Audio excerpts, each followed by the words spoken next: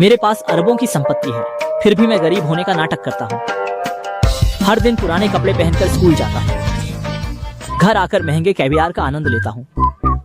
लेकिन मुझे रोटी ज्यादा पसंद है। सभी सहपाठी मुझे गरीब समझते हैं और मेरा मजाक उड़ाते हैं। मैं स्कूल में गरीबी पर बनने वाली डॉक्यूमेंट्री का मुख्य पात्र बन गया हूँ।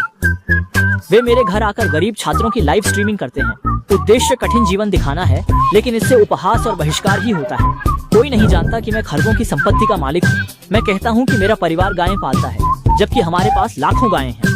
मैं दूर पहाड़ी इलाके में इसलिए रहता हूँ ताकि शांति बनी रहे। एक दिन पहले विश्वविद्यालय सलाहकार आया। प्रोग्राम दल भी साथ था। दसियों कैमरा लिए लोग मेरे घर के बाहर थे। मैं आंगन में खीरा खा रहा था। सलाहकार बगल में बैठा था। मुझे देखकर वह तुरंत शर्म से लाल हो गया। रात भर खाने में बस खीरा, कहते ही तुरंत कैमरे की तरफ मुड़े।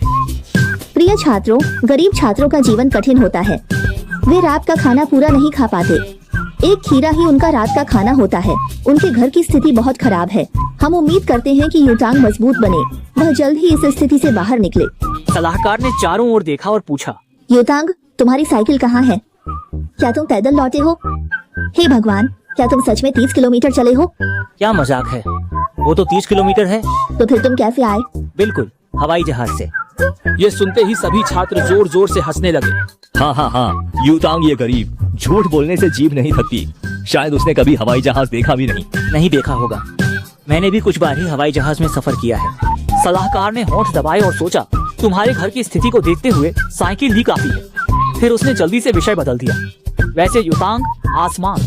सुना है आपके घर में गायें हैं, उन्हें बाहर निकाल कर सबको दिखाइए। ये सुनकर मेरा खीरा लगभग बाहर आ गया। हाथ से ही लाना होगा। हाथ से कैसे लाऊं? लाखों गायें हैं।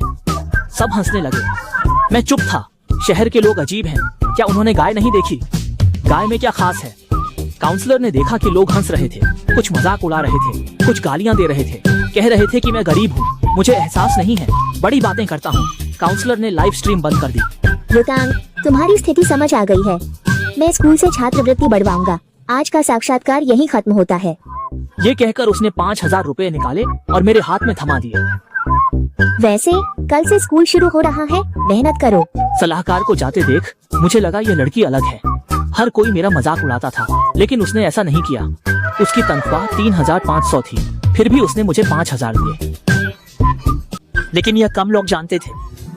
खुलने के दिन एक अमीर लड़का अपनी सुपरकार में आया। मैं सीधे हेलीकॉप्टर से उतरा। एयरलॉन सुपरकार? ये आदमी कौन है? तुम नहीं जानते होगे, वह हमारे ड्रैगन सिटी के अमीरजादे हैं। कहीं ये बड़े मालिक तो नहीं? क्या आप मुझे फॉर्म भरने में मदद कर सकते हैं? मैं नया ट्रांसफर छात्र हूँ।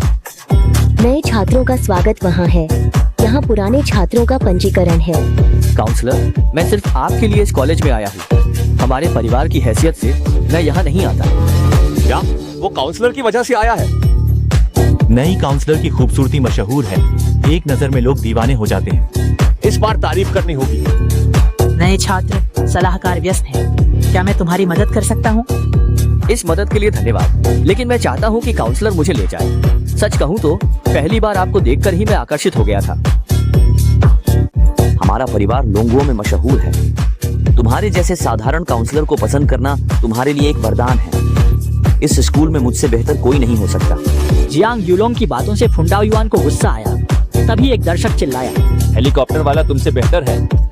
तुम क्या बकवास कर रहे हो? स्कूल में कोई हेलीकॉप्टर कैसे ला सकता है? रुको, वो आवाज क्या है? एक हेलीकॉप्टर स्कूल में आया। क्याओ शिंगयू इस बदमाश से बात नहीं करना चाहती थी। उसे टालने के लिए बोली, देखो वो आ गया। वो मेरा बॉयफ्रेंड है। वो 9 रंगों के बादलों पर सवार होकर आया है।